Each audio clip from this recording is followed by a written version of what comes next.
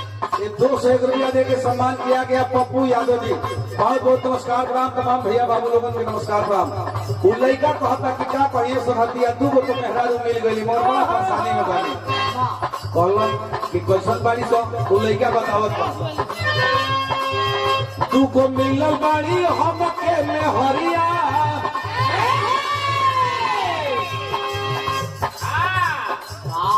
दू को मिलल बाड़ी हम के में हरिया को मिलो दारी हम के में हरिया एगो गोरे एगो फरकी सतरिया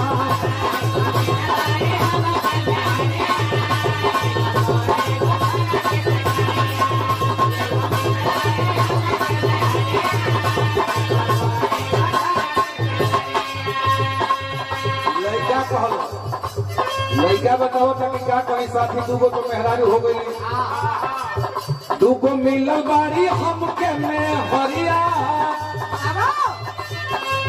दू को मिलल बाड़ी हमके में हरिया एगो गोरे एगो फरकी सतरिया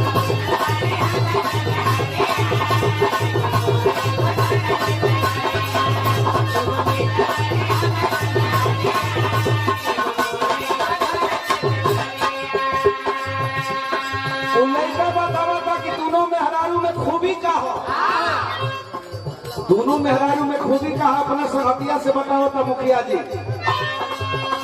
सवर की सुतारे हरदम साथ के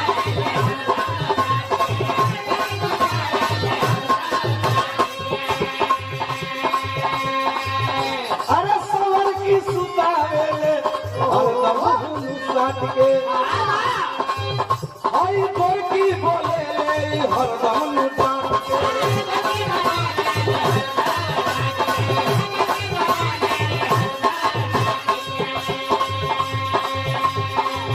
सुतारे में अरे करे जवे में साथ की